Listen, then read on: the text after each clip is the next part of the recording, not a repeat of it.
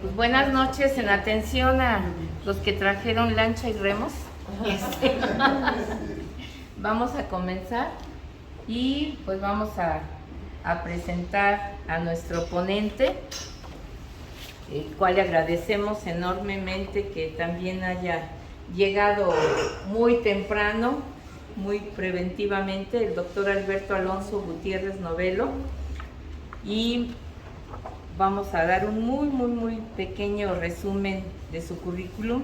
Médico cirujano egresado de la UNAM, de FES Iztacala, psiquiatría en el Instituto Nacional de Psiquiatría Ramón de la Fuente, posgrado de manejo de adicciones también en el Instituto Nacional de Psiquiatría, maestría de estudios de las adicciones de la Universidad Hebraica, especialidad en intervenciones psicoterapeutas en adicciones, subdirector de tratamiento del Instituto Mexiquense contra las Adicciones, subdirector de normatividad en la regulación sanitaria, jefe de servicios para la salud en COPRISEM, director del Instituto Mexiquense de Salud Mental y de las Adicciones actualmente todavía, y también es jefe de posgrado de la Universidad Hebraica y custodio clase A de Alcohólicos Anónimos, que ya le dije que nos explique bien qué es eso.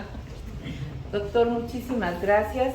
Pues un tema por demás interesante el día de hoy, salud mental en el personal de salud, que hemos tenido tantos problemitas en residentes, en pasantes, en internos, no solo los agredidos, sino también los agresores, y pues ya quién mejor que él, tan experto, para darnos el panorama. Doctor, muchas gracias por aceptar la invitación. Doctora, muchas gracias.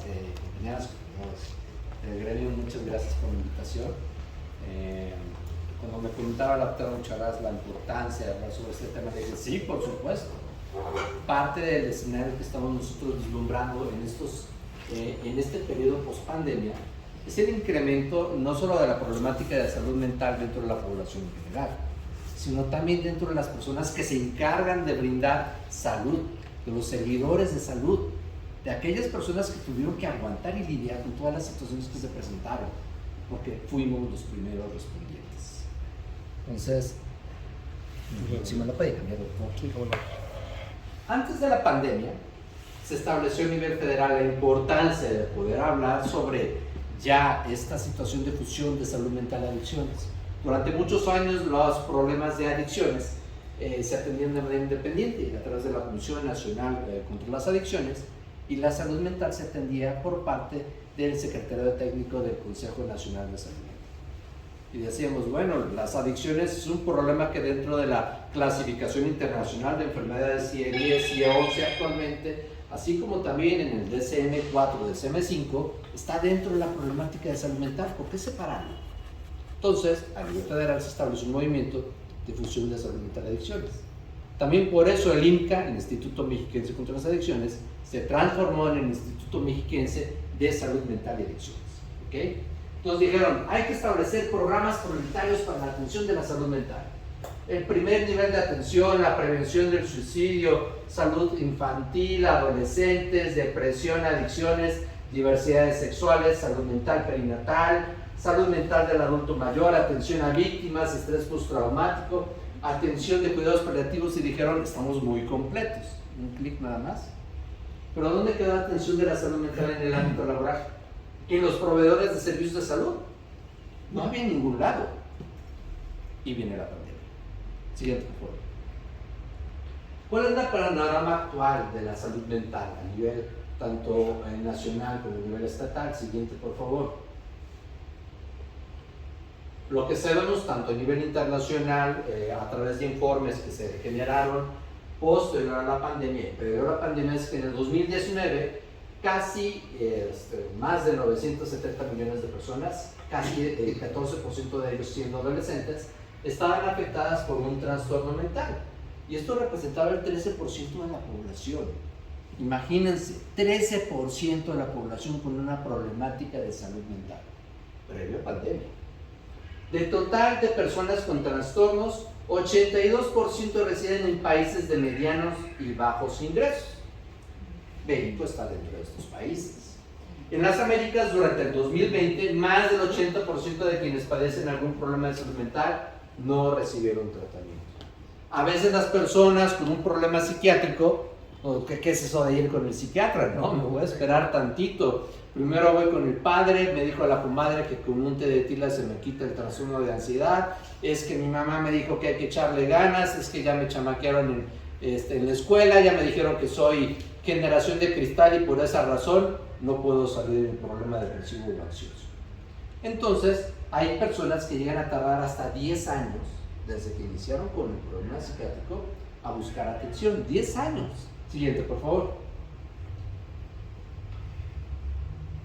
Siguiente.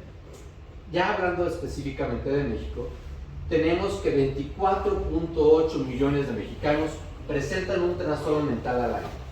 Y esto corresponde a casi el 20% de la población total. Datos de Servicios de Atención Psiquiátrica del 2022 y del INEGI 2023.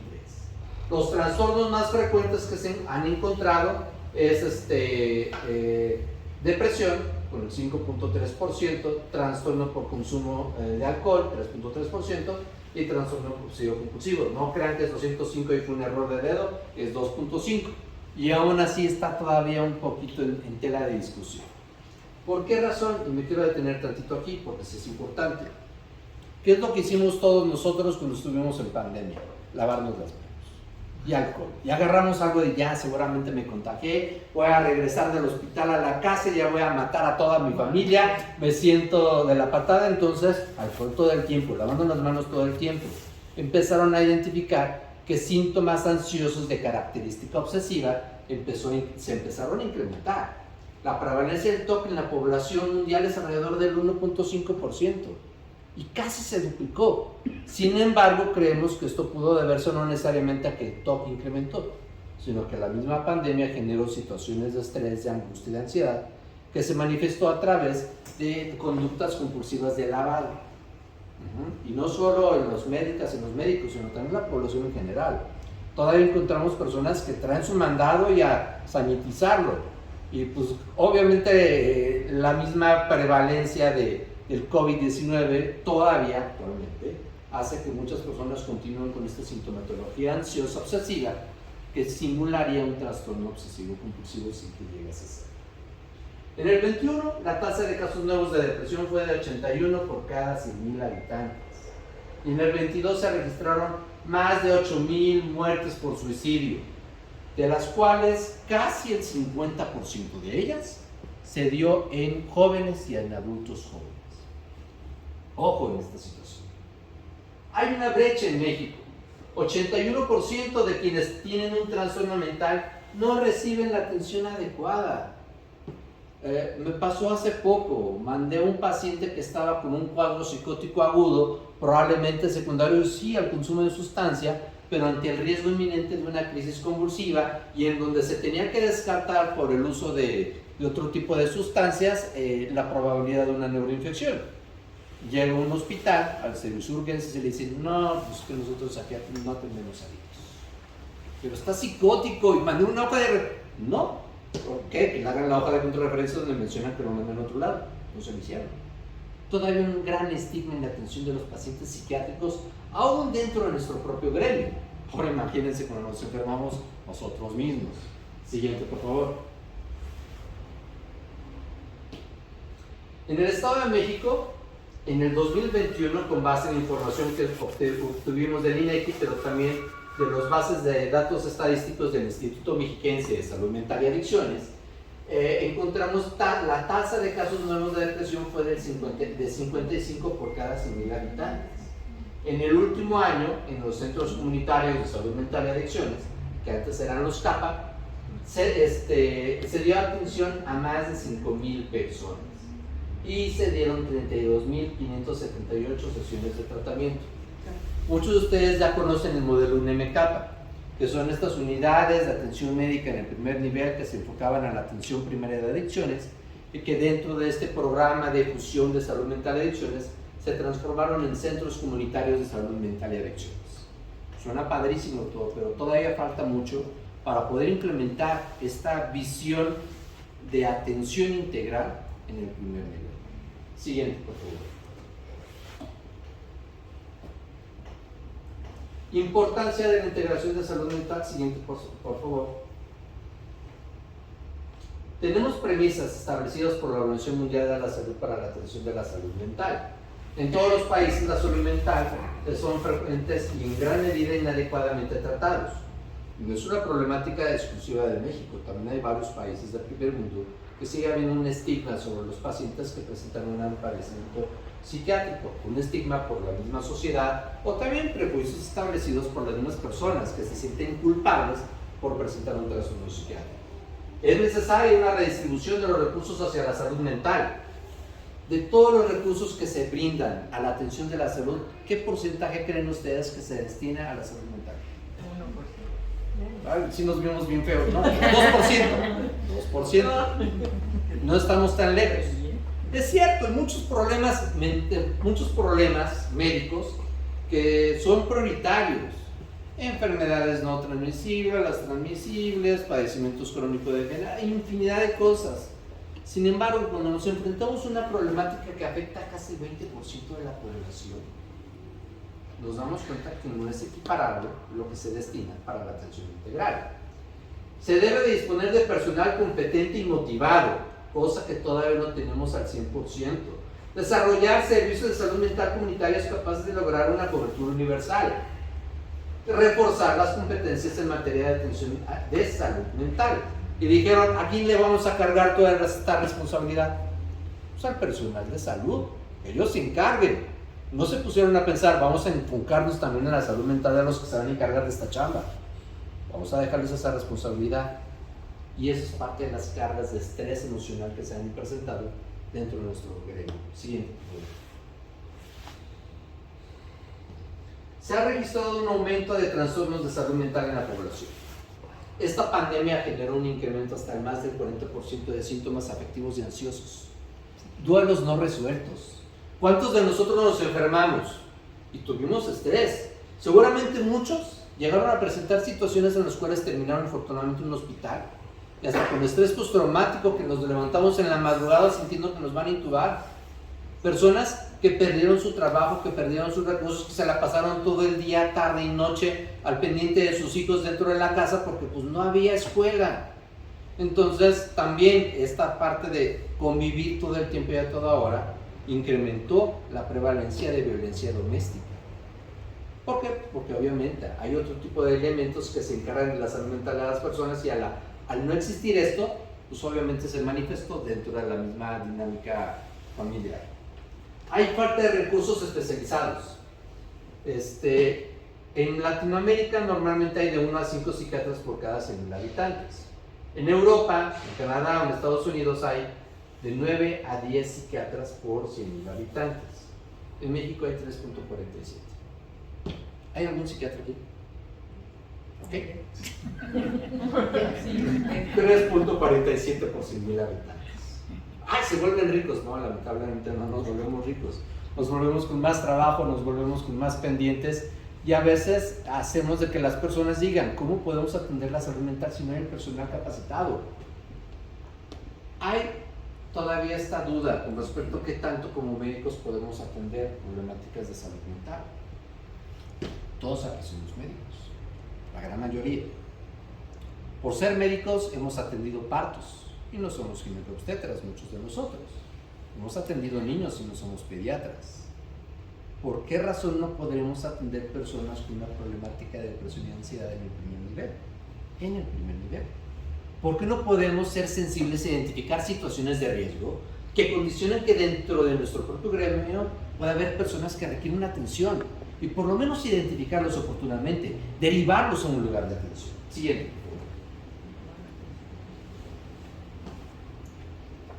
¿Qué sucede actualmente?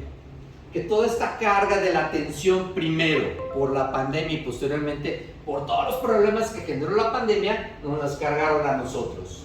Por lo tanto hubo jornadas prolongadas, sobrecarga de trabajo, tareas nuevas, necesidad de capacitación en nuevos temas, actualización de estrategias de atención, nos metían cursos habidos y por haber, nos metían a guardias, las personas que ni siquiera sabíamos cómo intubar tuvimos que aprender. personas, y de repente veíamos, ¿no?, en servicios de urgencias que estaba ahí el psiquiatra y el epidemiólogo tratando de aprender cómo iban a intubar, porque pues no sabemos qué iba a suceder en esta situación. Toda esa carga recayó en el personal sanitario. Siguiente. Y por lo tanto, el impacto en el bienestar emocional en estos profesionales que se encargan de la salud se vio alterado por la condición y presentando niveles medios y altos de ansiedad, depresión, nerviosismo, insomnio, entre otro tipo de padecimientos. Siguiente, por favor. Los riesgos para la salud relacionados en el ámbito laboral es un tema de gran relevancia, pero es complejo y epidemiológicamente significativo. Por lo tanto, es importante para el abordaje del mismo por ser complejo, múltiples dimensiones y unas de ellas estrategias relacionadas a la parte del autocuidado. Ese autocuidado es algo que normalmente los médicos no hacemos. Señora, por favor, es que tiene que cuidar su dieta y estamos con la torta y con la coca. Yo sé, muchos de nosotros nos vamos a reflejar ahí, pero pues de repente salimos de, ay, no, me voy a fumar un cigarrito y ahorita regreso oliendo tabaco, decirle, don Julián, por favor, deje de fumar porque la hipertensión le va a afectar. Entonces, de repente esa cuestión de autocuidado no la tenemos bien concebida. Señor Francisco, tiene que hacer ejercicio. A ver usted, doctor, ¿cuántas veces a la semana hace ejercicio? Como que sentimos que el autocuidado, el cual la misma Organización Mundial de la Salud le establece como la capacidad que tienen los individuos, familias y comunidades de promover la salud, prevenir enfermedades, mantener la salud y hacer frente a las enfermedades y discapacidad con o sin apoyo de un proveedor de atención médica. No es necesario que para que tengamos un autocuidado busquemos al especialista. Nos pueden orientar. Sin embargo, dentro del gremio médico contamos con las herramientas para identificar qué tipo de estrategias podemos hacer para aliviar un poquito ese estrés que tenemos. Siguiente, por favor. ¿Cuál es la realidad mexicana? Que en las instituciones de salud mexicanas en general se relega la parte académica por las exigencias laborales. Se produce el problema de falta de interés y apatía a raíz del exceso de trabajo rígido y repetitivo con un horizonte reflexivo estrecho, con escasas horas de sueño y descanso. ¿No les suena a muchos de ustedes la especialidad, la residencia? En la cual decíamos, es que yo aprendí sufriendo, no durmiendo, enfocándome en sacar la chamba del hospital. Mis alumnos también tienen que aprender así. Y empezamos con ese bucle, ese círculo vicioso en el cual creemos que para aprender tenemos que hacer sufrir a las personas. Es cierto, las nuevas generaciones son mucho más sensibles y a veces terminamos colocándonos en una posición de generación de cristal. Yo en mis tiempos me aventaba guardias de 48 horas seguidas y ahora estos niños no aguantan nada. No, son más sensibles y obviamente tenemos que buscar un punto intermedio que nos permitan que la parte académica, la parte de la experiencia laboral se pueda plasmar en nuestras formaciones, pero que al mismo tiempo la parte de la importancia de la salud mental se cimiente desde ese momento. El médico en formación tiene que buscar su identidad como profesional y como persona en este ambiente adverso, en este ambiente en la cual nos colocan muchas expectativas. Siguiente, por favor.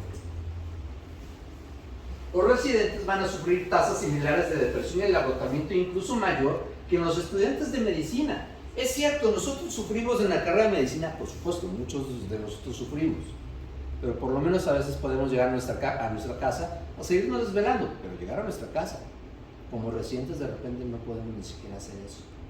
Nos volvemos residentes de los hospitales y por lo tanto empieza a haber un incremento en la atención y en el estrés. Hay estudios que reportan una tasa de agotamiento de burnout arriba del 50% y una de las tasas de suicidio más altas de cualquier profesión, el personal médico, el personal que se encarga de dar la atención en salud y salud mental, son los que sufrimos más de problemáticas de suicidio. Las alteraciones más comunes que se presentan en los residentes normalmente son cansancio físico, hostilidad, ansiedad, trastornos depresivos. Y esto normalmente se da durante el periodo crítico del primer año, pero muchos de nosotros seguimos sufriendo en el segundo, tercero o cuarto año.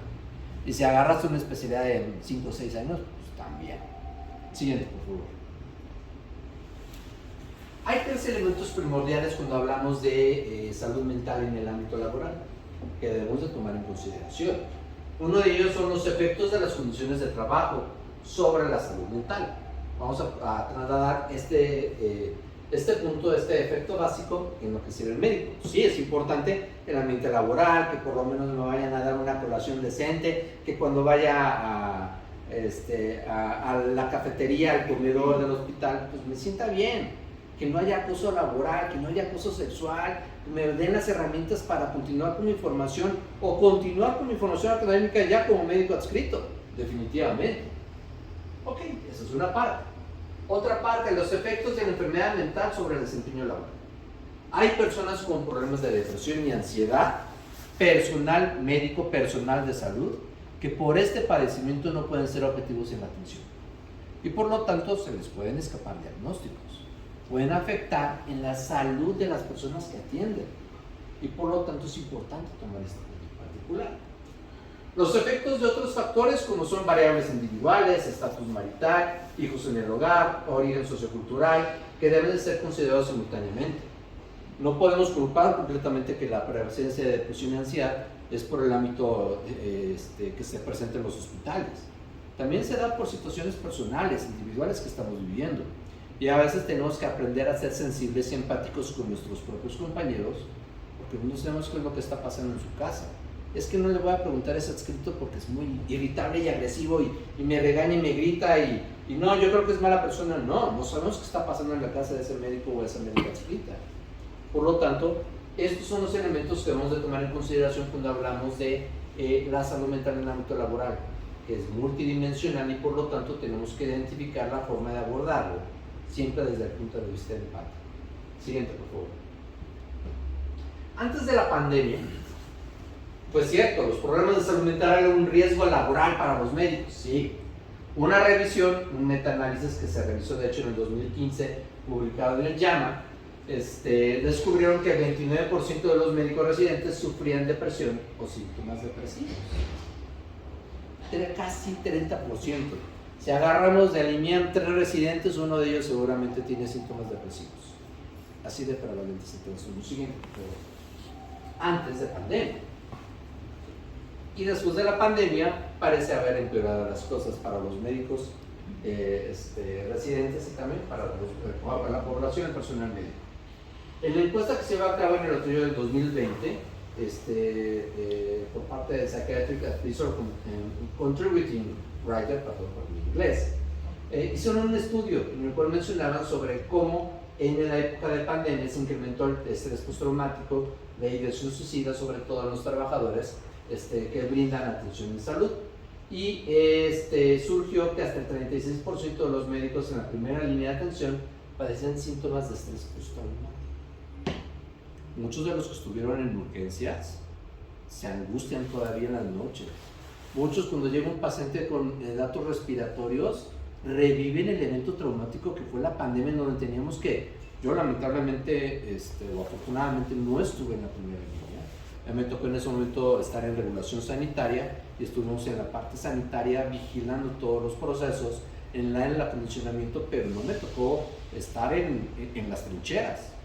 Y los que estuvieron, el personal médico que estuvo en trincheras, siguen con sintomatología de estrés postraumático todavía hasta la fecha. Fue una situación de guerra, fue una situación que el personal médico tuvo que sacar adelante. Y el personal médico me refiero a todo el personal de medicina, personal de psicología, personal de trabajo social, de enfermería, todo ese personal que se encargó de estar en las trincheras. Siguiente, por favor. Hubo un estudio por parte, una publicación que realizó la OPS, que me pareció muy bonito el título que les colocaron, que es el Informe Regional de las Américas de Healthcare Worker Study, que agarraron unas letras y colocaron Heroes, porque sí, fueron héroes. Y en estos héroes, de acuerdo a este estudio, 14.7 o hasta el 22% del personal de salud entrevistado en el 20 presentó síntomas que permitían sospechar un episodio depresivo. Ya a estas alturas, esta fue publicación de 2021, del 5 y al 15, hasta el 15% del personal dijo que pensó en algún momento en el suicidio. Siguiente, por favor. El mismo Ansel Hennis, que es el director del Departamento de Enfermedades No Transmisibles y Salud Mental de la OPS, mencionaba que la pandemia colocó en evidencia el desgaste del personal de salud y en los países en los que el sistema de salud colapsó, el personal sufrió jornadas extenuantes y dilemas éticas que impactaron en su salud mental. Quiero ver a mi papá antes de morir. Discúlpeme, señora, no puede pasar al servicio de urgencias. Algunos de ellos terminaron colocando un celular. ¿Saben el impacto emocional para un personal de medicina, un personal de salud? El decir, toma mi celular y a ver, colócate porque te tienes que despedir de tus hijos. Hasta se nos coloca la piel de gallina. Eso fue lo que vivimos nosotros durante esta situación. La pandemia no ha terminado. Es esencial cuidar a quienes nos cuidan. Actualmente se están estableciendo programas que van dirigidos a los que nos cuidan. El poder identificar oportunamente aquellas situaciones de personal de salud que requieren una atención individualizada. Siguiente, por favor. Cuando hablamos de trastornos afectivos, ya hablando específicamente hasta por especialidades, ya lo comentaba hace rato, hay una alta prevalencia de síntomas afectivos de tipo depresivos. Los residentes en general pueden abandonar la residencia por trastornos emocionales y presentan una alta tasa de riesgo suicida por sí mismos. Pero cuando agarramos por especialidad encontramos que oftalmología y anestesia tienen tasas mayores de suicidio. Los cirujanos, pediatras, radiólogos y patólogos presentan tasas un poquito más bajas. Pero cuando hablamos específicamente y nada más de suicidio, ¿okay? Se estima que en los momentos iniciales de la pandemia, la carga recayó sobre todo en los residentes de anestesiología. Esto pasó en muchos hospitales, no es por hablar más de los adscritos, nunca hablaría más de los adscritos, pero pues también sabemos de que hay muchos hospitales que los adscritos son insuficientes. Y de repente llegan los pacientes con sintomatología respiratoria y el adscrito dice, pues es que yo ya llevo 2 turnos y pues ni modo, hay que hacer uso de los residentes. Los residentes de anestesia eran los que agarraban ahí sus cajitas de acrílico, se los colocaron al paciente para intubarlos, para que no les escupieran. Pacientes con COVID. Entonces el estrés recayó en ellos. Yo tuve muchos pacientes residentes de anestesiología en la práctica privada que tuve que darles atención y tratamiento farmacológico por la carga emocional que estaban viviendo en ese momento. Varios autores han constatado la cantidad de suicidios en el profesional médico y hasta 60% de ellos rechaza buscar ayuda por temor de que pudiese afectar su licencia médica. No voy a decir que tengo depresión, que vaya yo con el jefe de enseñanza. Me van a hacer mobbing por parte de todos los adscritos en todos los servicios servidos y por haber. Como yo, que soy el encargado de ser el héroe, me voy a enfermar como si fuéramos superhéroes. Es cierto, se actuó como superhéroes, pero esto no quiere decir que dejemos de ser humanos. No quiere decir que empezamos a presentar estigma y falta de apoyo al personal de problemas de salud. Siguiente, por favor. Los trastornos ansiosos por sí mismos son los trastornos que están más prevalentes dentro de la población en general, que pueden llegar hasta un 20-30%. Ahorita es muy difícil colocar una estimación post-pandemia porque hay sintomatología ansiosa en casi el 45% de la población mundial por la misma pandemia. Sin que tal vez no llegue a ser un trastorno de ansiedad, pero sí hay sintomatología ansiosa. El estrés actual tiende a cargarse sobre todo en los residentes. Altas jornadas laborales, una gran prevalencia de ansiedad, y en los residentes puede encontrarse entre el 45% de ansiedad en hombres y el 68% no es cierto, al revés. La ansiedad en hombres y mujeres fue del 48 y 62%, la ansiedad generalizada o de fobia social. Y trastorno por estrés postraumático, todavía necesitamos seguir evaluando a mediano plazo qué tanto fue una situación de estrés agudo que va con el tiempo a minimizarse, o qué tanto realmente estamos hablando de un trastorno por estrés postraumático crónico que en muchas ocasiones ni siquiera está siendo atendido. Siguiente, por favor. El consumo de sustancias como factor de riesgo, pues yo solamente la adicción tengo que hablar obviamente también de consumo de sustancias.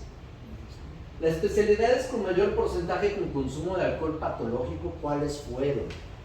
Siempre pensamos, no, los de ortopedia porque pues les gusta la caguama y pues son albañiles, entonces es lógico que tengan uso de caguama. No necesariamente, es una broma entre ortopedistas, pero sí sabemos de que ortopedia tiene una alta prevalencia de consumo de alcohol.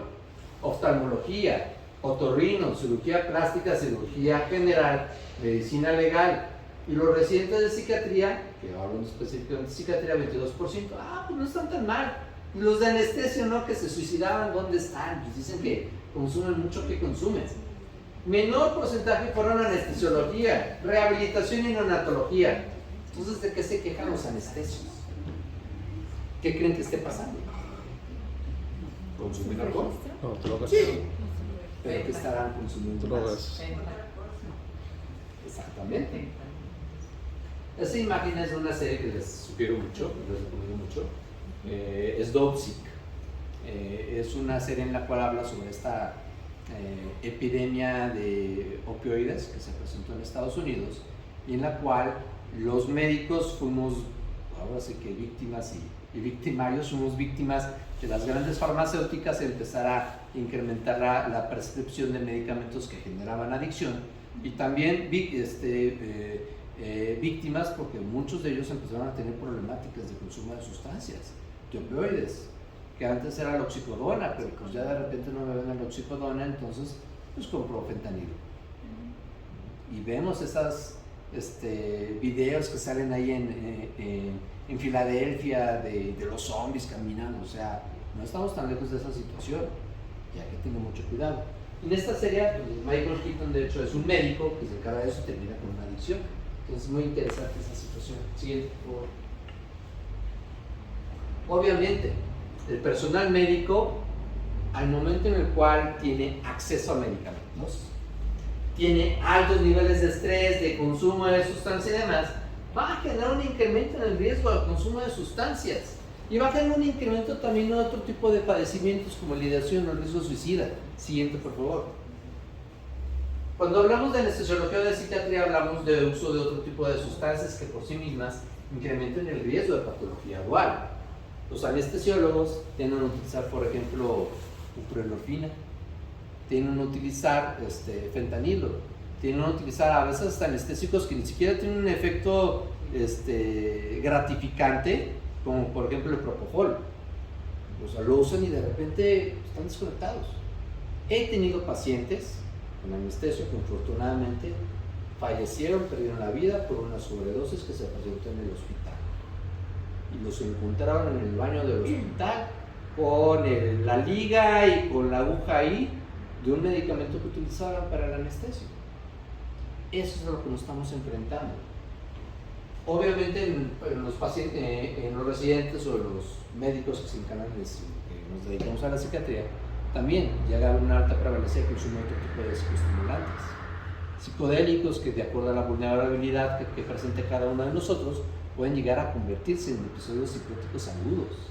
Entonces hay que recordar que cuando hablamos de un fenómeno como es la patología dual, que implica la prevalencia de un trastorno psiquiátrico con un trastorno por uso de sustancias, pues hablamos que se incrementa también, más que se incrementa, se genera un peor pronóstico para la persona. Se incrementa el riesgo a presentar ideación suicida, mayor número de internamientos, menor enganche terapéutico, mayor número de complicaciones, entre otro tipo de fenómenos. Siguiente, por favor. ¿Qué nos recomiendan hacer? Pues sí, estamos de la patada. Entonces, ¿qué es lo que vamos a hacer? Modificar el ambiente laboral y garantizar condiciones de trabajo adecuadas. Suena muy bonito. Es una lata. Los que se han dedicado a ser jefes de enseñanza en los hospitales, de repente tienen que lidiar con el ego de alguna especialidad, de algún médico, alguna médica que dicen, no, es que yo aprendí de esta forma y entonces los voy a colocar guardias de castigo. El sensibilizar al personal médico es importantísimo, porque de ahí radica el que tengamos la posibilidad de que como colegas, como gremiados, encargarnos de la salud de los que dan información o afectar su salud. Otorgar remuneraciones dignas, condiciones contractuales estables, cosa muy difícil porque de repente un 08, un contrato, cosas que no nos permiten esa certidumbre laboral, porque no por vocación me voy a quedar nada más trabajando 20 horas al día, porque muchos de nosotros, muchos de ustedes tienen hasta 2 trabajos. Crear espacios donde los equipos puedan conversar, desahogarse y realizar prácticas de autocuidado. Hoy en la mañana estuve en el Centro Comunitario de Salud Mental y Adicciones, ahí en Toluca, y me comentaron algo muy, muy interesante. Todos los días de 12 a 1 estamos libres. Nos juntamos, platicamos, podemos platicar, poner en orden nuestros expedientes, nuestras notas que traigamos ahí acarreando, o simplemente interactuar entre nosotros. Y eso nos ayuda a poder terminar el turno. Eso es importante, el encargarnos de nuestra propia salud mental. Brindar apoyo a los trabajadores de salud para el cuidado de sus hijos y personas mayores a su cargo, porque efectivamente no sabemos lo que sucede en la casa de cada uno de nosotros. Siguiente, por favor. Tenemos que enseñar también desde nuestra formación las pautas de autocuidado. Siguiente, por favor. Siguiente clip. Descanso, alimentación, actividad, todo lo que sabemos que tenemos que hacer y que les decimos a nuestros pacientes que hagan y no hacemos. Eso es lo que tenemos que empezar a hacer. Descansar, alimentarnos, actividades recreativas, favorecer esas relaciones interpersonales, respetar la vida privada de las personas, de nuestros compañeras y nuestros compañeros de trabajo, respetar el trabajo en el que nos encontramos, porque también sabemos que pues, hay trastornos de personalidad también prevalentes dentro de nosotros que hacen que sea difícil a veces lidiar con nosotros mismos. Entonces tenemos que respetar el lugar donde nos encontramos y respetar a nuestros compañeros. Todo buscando en el ámbito emocional, social, espiritual y físico un equilibrio. Que cada uno de ustedes saben de qué manera lo tendrán que cargar en cada una de esas áreas. Siguiente, por favor. Ya por último, nada más comentar. Cuando se trata de atender a los médicos, el personal de salud mental, nos encargamos también de identificar o establecer algunos principios básicos. Hay que valorar a los médicos lo más rápidamente posible, sobre todo cuando piden ayuda, porque un médico cuando pide ayuda es que, claro, sí está muy mal, porque nosotros somos los peores pacientes, somos los que nosotros medicamos, somos los que evitamos que nos demos cuenta, somos los que colocamos la máscara en nuestros servicios. Hay que preguntar si disponen de medios y métodos de suicidio como clorato de potasio, cloro de potasio, insulina, digoxina, fentanilo u otras sustancias. A menudo los médicos consultan demasiado tarde y mal cuando están muy enfermos, aunque lo nieguen. No estoy tan mal, duermo 3 horas en la noche, casi no como, pero creo que todos los médicos hacemos eso. No, somos humanos. Asumir que todos los médicos han contemplado el suicidio a lo largo de un continuum de intensidad y frecuencia. Todo médico que ha tenido problemas depresivos en algún momento ha pensado o por lo menos ha presentado alguna suicidio.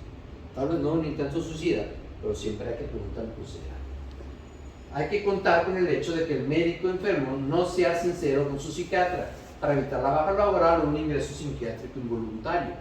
No estoy tan mal, no tengo tanta ansiedad, no tengo tanta depresión. Pues sí, me levanto sudando por las noches, gritando y agitando a mi esposa, pero eso no quiere decir que esté mal. O sea, sí, siguiente, por favor. Es esencial garantizar la privacidad y la confidencialidad del médico enfermo, del médico paciente. Recuperar la profesión es a menudo un importante factor motivacional. Doctor, yo tengo un problema de adicción. Soy anestesiólogo. ¿Voy a volver a poder ser anestesiólogo? Sí. Cuando te sientas listo, va a ser difícil, pero tenemos que aspirar a eso. Es decirle que no vas a regresar a tu lugar de trabajo, no podrás hacer quien realmente eres, es muy desmotivante. Por eso siempre hay que buscar en la medida de lo posible, obviamente estudiando cada uno de los casos, en qué momentos podemos regresar a ser lo que somos. Porque esta profesión es una forma de vida. Tratar las alteraciones del sueño con la medicación apropiada por la estrecha asociación que existe entre estas y la conducta suicida. Ok, sí tienes problemas de insomnio, pero sabemos que la benzodiazepina, por más rico que sea el alprazolam o el ribotril, pues te vas a dar en la torre de tu arquitectura natural del sueño. Vas a generar tolerancia, te vas a aventar 3-4 ribotriles en la noche para dormir, vas a combinar con alcohol, te vas a broncoaspirar, te vas a morir. Es esencial contar con la colaboración de familiares y otros profesionales para poder realizar una evaluación completa. Y en muchas ocasiones un contrato terapéutico oral o escrito debe continuar a una cuidadosa valoración clínica. No confiarnos en que el médico o la médica dicen no me voy a hacer daño. Estar siempre muy al pendiente de ellas y de ellos. Siguiente, por favor. ¿Qué sucede con el personal no médico, pero también de salud? Psicología, enfermería, trabajo social, odontología, optometría, rehabilitación física, inhaloterapia, rehabilitación pulmonar, muchos otros técnicos, técnicas, profesionistas que se encargan de diferentes aspectos del funcionamiento de un hospital. Siguiente, clic. También tienen todo esto. Es necesario seguir realizando investigaciones que identifiquen realmente cuál es la prevalencia. Yo me puse a buscar prevalencia de trastornos mentales dentro del personal de psicología post-pandemia, y lo que sale son recomendaciones, prevalencia de trastornos psicológicos en la población en general, pero no hablan del personal de psicología. Entonces será importante generar ese tipo de evidencia científica, ese tipo de papers. Siguiente, por favor. Conclusiones. Obviamente la atención del personal de salud es un reto, sobre todo en la parte de tratamiento. Hay que seguir implementando programas especializados y adaptados a las necesidades del personal de salud. De repente intentamos colocar programas de atención a los residentes dentro del hospital, pero dicen, ay, mira, ya fulanito ya fue con la psicóloga, ya se deprimió, no aguanta nada. Ay, pero si es R2, no sé qué carga de trabajo tiene uno, pues espérate el R1, bueno, imagínate cómo le fue en el R1 y apenas vas en el R1, espérate después R2, R3. Y hay estima entre los propios compañeros cuando vemos que alguien acude a buscar atención. Tendríamos que buscar las estrategias para ofrecerles la atención sin que se presente este acoso laboral o este móvil que se pueda presentar en los hospitales. Ustedes lo saben, los hospitales es pueblo chico, infierno grande en muchas ocasiones. Ofrecer servicios dirigidos a la patología dual, a esta ocurrencia comorbilidad de problemas psiquiátricos con problemas por uso de sustancias. Y por lo tanto, esta área es un terreno fértil para la investigación sobre estrategias de tratamiento que tendremos que seguir implementando. Siguiente, por favor. Y bueno, con esto terminaría. Somos los profesionales de la salud en la protección de humanos, tan vulnerables a la enfermedad como lo son nuestros pacientes. Y podemos enfermar por numerosas y múltiples causas. No estamos vacunados ante la enfermedad ni ante cualquier tipo de agresión interna o externa. Enfermar es de humanos. Vamos a atendernos, vamos a cuidarnos entre nosotros. Muchas gracias por su atención.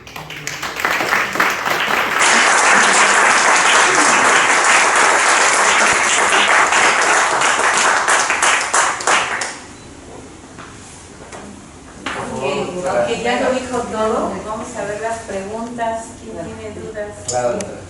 Un comentario, felicitando, excelente a todos. Creo que hay muchas cosas todavía que podríamos agregar a esto. Importantemente fue toda la agresión que los médicos y todo el personal de salud sufrió cuando lo del COVID, porque los culpables de lo que estaba pasando eran los médicos. Y pues murieron de todo tipo, administrativos y lo del personal de salud, efectivamente nada más los médicos. Los de primera instancia eran los administrativos, claro, que recibían al personal. Esa es una. Fue la otra agresión importantísima, que era miedo hasta salir a la calle y regresar a sus casas. Esa parte me parece importante. La otra, el autocuidado. El autocuidado no es solo para el médico. Si usted se fija, por su gran experiencia, yo soy epidemióloga, no tengo experiencia en eso, pero ¿qué hemos visto? ¿Cuál autocuidado nos enseña? Nunca en ninguna parte. Usted le dice, fulanito, te tengo que operar pasado mañana. Ay, no, es la boda de mi hija, nos podemos esperar la semana que entra para que me ajuste o para que yo pueda estar en la boda. Desde siempre, nunca sabemos qué es el autocuidado a la salud. Y si todos recordamos cuando nos dijeron que era más importante, ¿sí?, que tú estuvieras sano a que tú tuvieras tu fiesta de 15 años por tu boda. ¿Qué nos dicen a los médicos, los pacientes, cuando les damos un medicamento? ¿Y puedo tomar? Claro. O sea, son absurdos, pero es lo que sucede. Es exactamente, entonces voy a eso, ¿no? ¿Cómo puedo hablar de autocuidado de salud en el médico cuando no lo conocemos ni siquiera desde la infancia? Claro. Entonces, para cambiar el autocuidado, nosotros somos los que tenemos que responder, pero si nunca le hemos aprendido, lo que yo te puedo decir, te tomas este medicamento así durante 10 días, a los 3 días ya me sentí bien, ya lo suspendí. Creo que eso viene de toda la educación y la parte que tenemos que aprender, no ahorita como médicos, sino creo que de niños.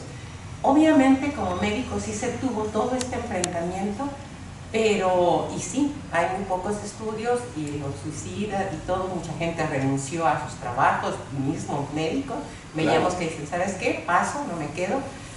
¿Qué tendríamos que hacer? Yo siento que tendríamos que empezar desde la niñez, o sea, como, ¿por qué es importante que tú la salud?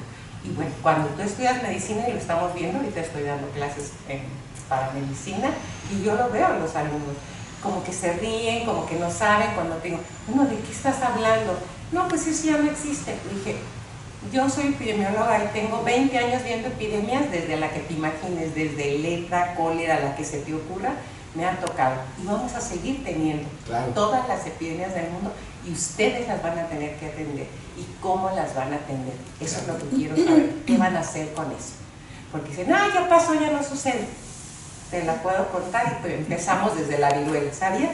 Ni saben qué es, ni cómo existe. Desde ahí empieza. Entonces creo que sí es muy importante que veamos ahora la parte como profesionales de salud, pero sí creo más importante que empezáramos como desde decirte, ¿sabes qué? Es más importante que tengas cuidados en esto, en esto, en esto, en esto otro, y no en pensar en tu fiesta de 15 años, en tu cumpleaños, en tu piñata.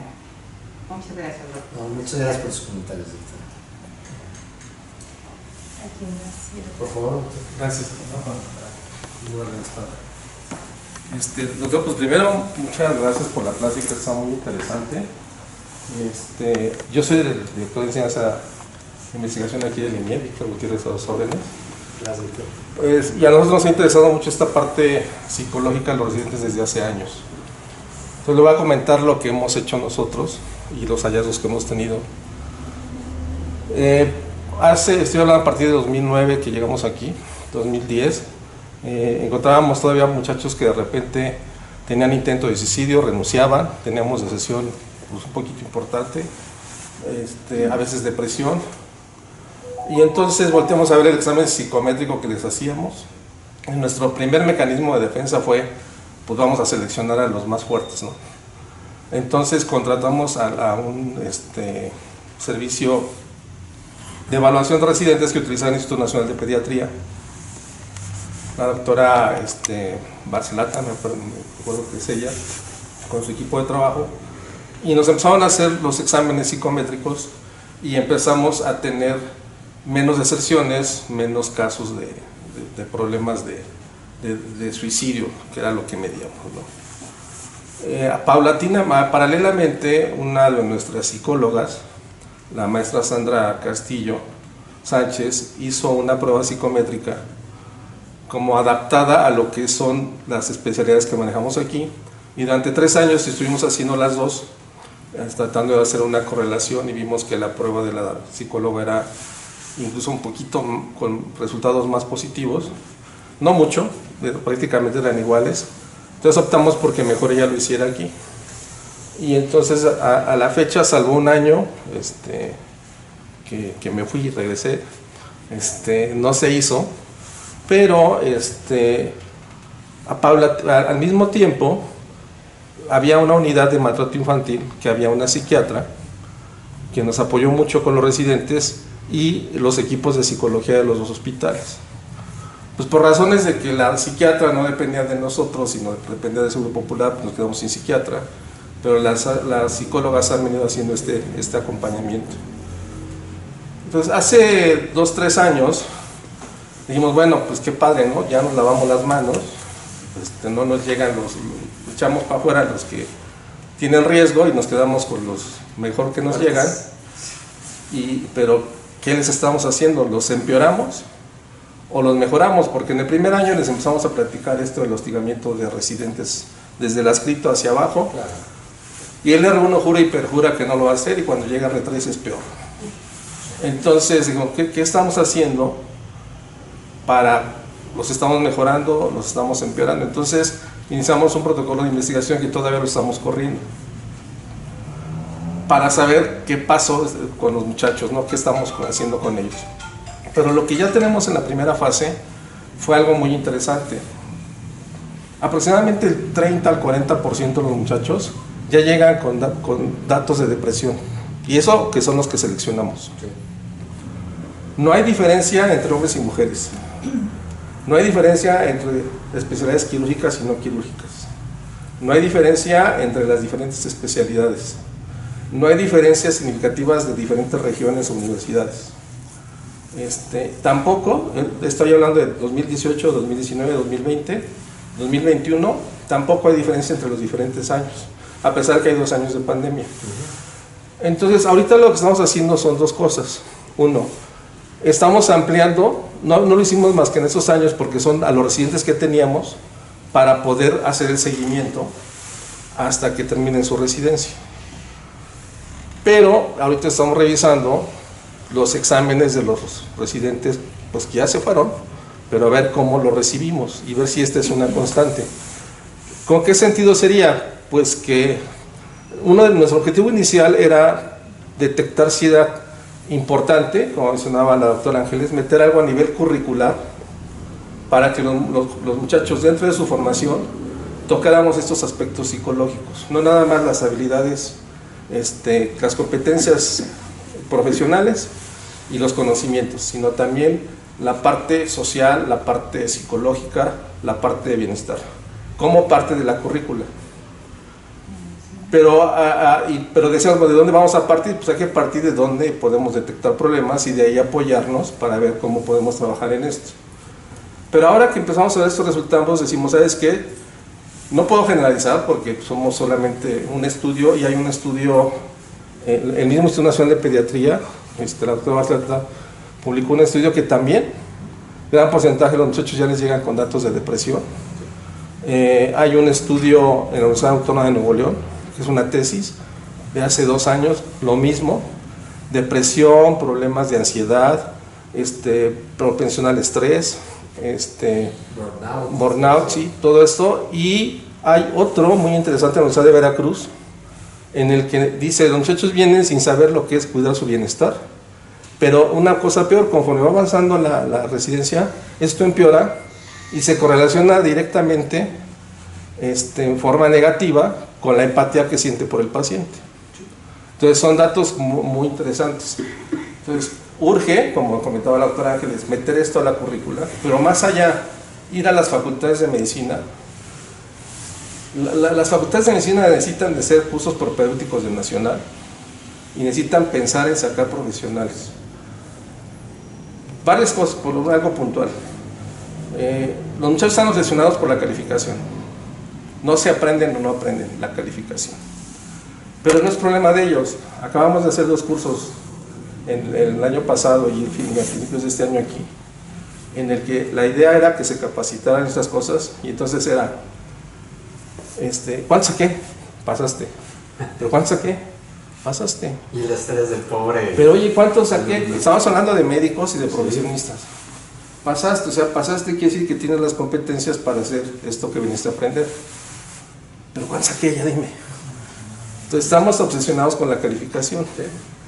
Entonces tenemos que empezar a modificar esta parte desde la parte educativa y empezar a darle a los muchachos herramientas, si quiere apegadas a lo que es la profesión, como es comunicación, cómo dar malas noticias, cómo saber manejar el estrés, y dentro de esas partes pues educación física, cuidar la alimentación.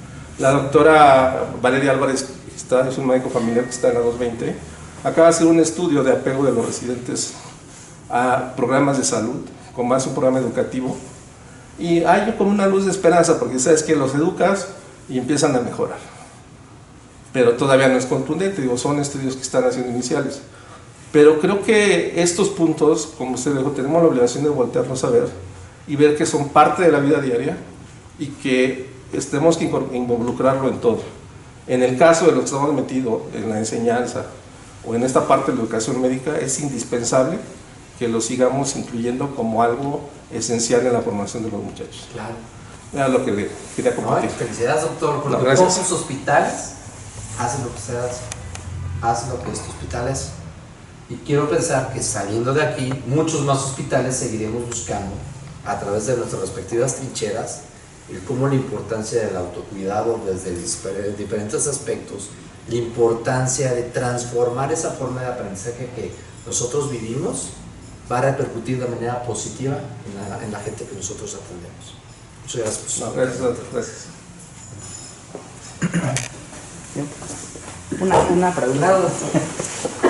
Bueno, ya me uno a las felicitaciones porque aparte ya lo hemos platicado mucho y creo que la salud mental era algo a lo que no se volteaba a ver y la pandemia nos obligó a voltear a verla, ¿no? Eso creo que fue uno de los poquitos puntos buenos quizá que tuvo esto de la contingencia. La realidad es que a nosotros nos ha costado muchísimo trabajo identificar al personal de salud. Ahí en el centro tenemos personal en formación y personal ya, digamos, adscrito, bueno, de contrato y demás. ¿Cuáles serían como los tips para encontrarlo? Nos hemos topado con que es tan heterogéneo el encontrar una persona con trastorno de ansiedad. O sea, puede tener una gama tan grande de signos, de síntomas. La mayoría están ocultos y hasta que no lo platicamos entre el grupo, ¿no? Y decimos, oye, sí, pues es que yo me estoy tratando porque tengo tal y tal y no estaba durmiendo y ya, digo, en mi caso no, ya me había dado ELA, ¿no? Así yo sentía que tenía debilidad y todo. Y hasta que no lo comentamos con otras personas nos damos cuenta de este 45-50% de frecuencia que nos estamos encontrando. Aquí hay muchas personas, muchos médicos que, como ya lo comentaba la doctora, el doctor, pues estamos en esta cuestión, si bien no directiva, sí tratamos con alumnos, tratamos con muchos compañeros. ¿Cuáles serían los tips de decir, si ves estos datos, a lo mejor sí valdría la pena ya acercarse con el psicólogo o directamente con el psiquiatra? Que en mi caso, yo sí prefiero como dirigirlo directo a psiquiatría porque necesitamos atenderlo rápido, ¿no? No podemos esperarnos a un proceso largo que dure años cuando quizá el paciente, la persona está ahí en el borde de algo leve a algo grave. Entonces, ¿cuáles serían como las recomendaciones? Es muy difícil porque si nos apegamos a lo que dicen los manuales estadísticos y diagnósticos, principalmente en diagnósticos a través de identificar la disfuncionalidad que presenta el individuo. Eso es lo que hace una definición de trastorno. Pero en muchas ocasiones nosotros los médicos decimos, no, funcionamos, mi bronca es aparte y yo saco la consulta. Entonces a veces no podemos nada más evaluar la parte del funcionamiento laboral. Tenemos que evaluar la otra parte del funcionamiento a nivel familiar, a nivel personal, que normalmente nosotros no lo decimos. Primero es hablarlo. Desde los estudiantes, siempre tienen que hablar sobre salud mental, siempre que tenemos que hablar de la parte del autocuidado. Si ustedes en algún momento, los jefes de enseñanza y las jefes de enseñanza tienen que hacerlo, siempre tenemos que hablar y si en algún momento ustedes buscan algún tipo de apoyo o atención, motivarlos a que lo busquen. Los adscritos es un poquito más difícil porque ya nos enseñaron de otra forma, porque pues, pensamos que es una debilidad. Entonces siempre preguntar y siempre tener esas reuniones grupales. Tenemos equipos de trabajo, podemos decirles hasta los mismos líderes o jefes de departamento que tengan reuniones recurrentes con el propósito de platicar sobre temas de autocuidado. Simplemente con esa importancia de hablar de un tema así, hace que las personas busquen atención. Tal vez no te lo digan, pero es muy seguro que tal vez acudan a hablar con un psiquiatra o acudan a una atención psicológica. Es importante identificar qué tipo de intervenciones son necesarias para dar atención. Y sí, en muchas ocasiones decimos, no, pues hay que mandarlo con el psiquiatra, pues él es médico, lo va a atender rápido. Pero también a veces los psiquiatras no somos suficientes y les damos la cita dentro de 6-7 meses. De ahí la importancia de capacitar adecuadamente, no solo porque lo están capacitados el personal de psicología para la atención, identificación oportuna y derivación adecuada al servicio de psiquiatría cuando requiere un psicofármaco, sino también el personal de salud. A las médicas y a los médicos debemos, ustedes lo saben, hay un MH-Gap, algunos de ustedes han hecho el MH-Gap, ¿saben qué es esto del MH-Gap? Sí. Muchas gracias. Ya empezamos a hablar sobre salud mental. Ya hasta los mismos estudiantes dicen, bueno, esto de MH-Gap, ay no, pues creo que sí tengo algo. Entonces, es picar piedra, es hablar en las jefaturas de enseñanza, hablar en nuestro equipo de trabajo, hablar con nuestros alumnos, nuestros compañeros, simplemente acercarte a tu amigo y decirle, oye, ¿qué onda? ¿Cómo vas? ¿Necesitas algo? ¿Estamos aquí? O ¿sabes qué? Quiero abrirme con alguien, quiero hacerlo. Eso es bien difícil, pero se puede hacer. Entonces hay que identificarlo, hay que hablarlo como es. Las sesiones académicas también tienen que hablar de autocuidado. Tendremos que buscar las estrategias que más se adecuen a las necesidades que tengamos en nuestros respectivos hospitales. Muchas gracias por tus comentarios, doctor. Por favor. Felicidades también. Muchas gracias. Tengo una duda. Se ha hablado mucho que ahorita después de la pandemia volteamos a ver la salud mental, quizás de los estudios que habló el doctor Víctor, no solamente de un hospital, sino del INP y otros hospitales, han detectado que ya llegan con problemas de depresión sobre todo, ¿verdad? No tanta ansiedad. Pero mi pregunta es si la estamos diagnosticando más en estas nuevas generaciones, porque se ha volteado a ver, y que hubiera también problemas depresivos en generaciones pasadas, o que realmente ha habido más el problema actualmente. Objetivamente tenemos que decir que incrementó, porque pues, nos basamos en el método científico. Subjetivamente sabemos que muchos de las adscritos, que son los que tienen más conflictos, más problemas, son los que tienen desde antes también problemas de salud mental y mental ligero. Y también en la población en general. Antes, ahorita ya pues los mandamos a la atención. Antes era pues los mandamos al convento porque esta mujer es histérica y seguramente necesita a Dios y por eso lo vamos a mandar para allá. Eso era lo que sucedía antes. Entonces sí, efectivamente, ahí había mucho estigma y por lo tanto un subregistro de los casos de depresión y ansiedad.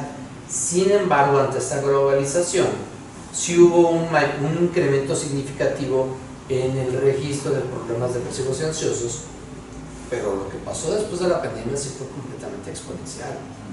Entonces, ahí es donde tenemos que esperar a que pase todo un poco más para saber realmente cuál fue el impacto que dejó una situación de pandemia. Se va a realizar la encuesta nacional de salud mental y adicciones, esperemos a finales de octubre, a nivel nacional. O sea, también nosotros es bueno que vamos a participar. Eso nos va a dar luz con respecto a realmente cómo estamos. Utilizar la parte metodológica para identificar objetivamente si es estadísticamente significativo el incremento que llegamos a observar al principio de la pandemia a lo que está presentando actualmente. Entonces, tendremos que seguir esperando, pero definitivamente haya su registro en las generaciones pasadas. Gracias, doctora.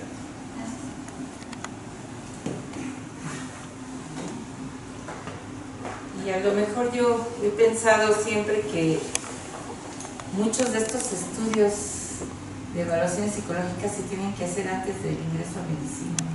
Definitivamente. Porque probablemente ya es tarde cuando ya están a nivel de residentes y es, pues no solo tiempo perdido, inversión perdida y una carrera tan complicada, tan difícil, tan pesada como es medicina, Claro. puede incrementar todavía. Ahora está muy interesante que situación. está haciendo el doctor Botello de la enseñanza, es realizar en apoyo con salud mental tamizajes dentro de los internos y dentro de los residentes. Y también se les está obligando que lleven el MHGAP y que lleven kit de suicidio y que empiecen a involucrarse en los temas de salud mental y adicciones. Entonces, pues, tenemos que esperar a ver cómo se da esta sensibilización de temas de salud mental.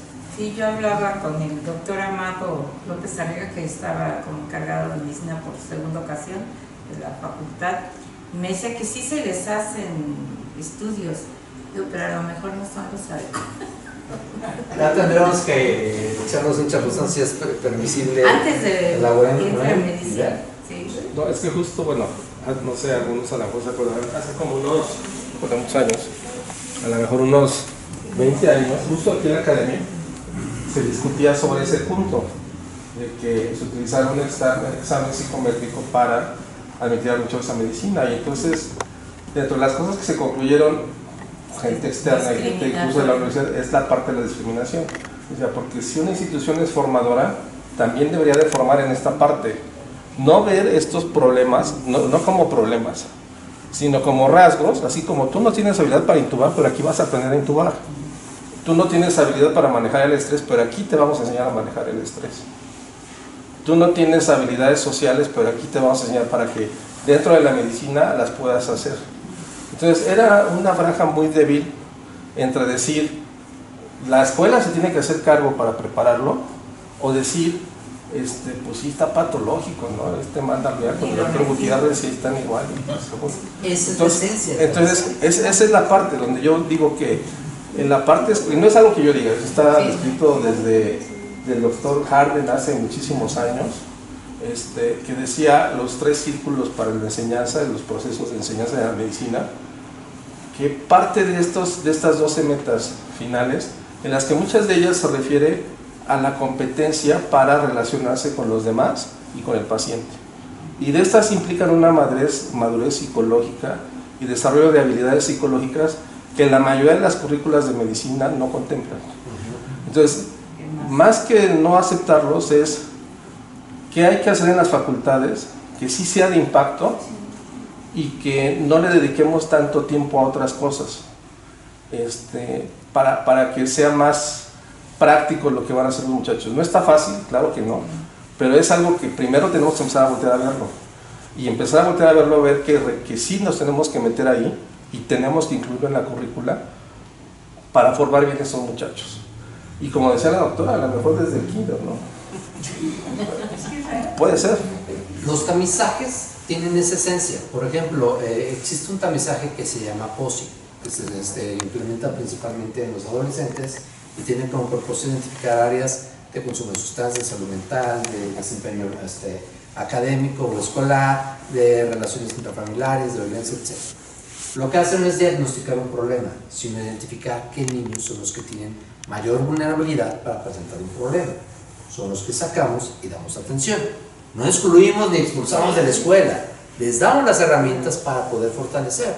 Y el plan es buscar herramientas de tamizaje para que el personal que está en medicina identifiquemos a aquellos que requieran la atención, darlos, que continúen con su formación, pero que tengan también las herramientas de continuar más allá con su atención mental. Entonces estamos todavía en pañales, pero afortunadamente también hay antecedentes que nos van a permitir poder optimizar al personal que está entrando en las escuelas, a poder sensibilizarlos y poder hablar de la salud mental. Pues felicidades por favor, Muchas gracias. Pues en nombre de la Academia Mexiquense de Medicina otorgamos el presente reconocimiento a nuestro brillante ponente, doctor Alberto Alonso Gutiérrez Novelo, con el tema salud mental en el personal de salud. Muchas gracias. Muchísimas gracias.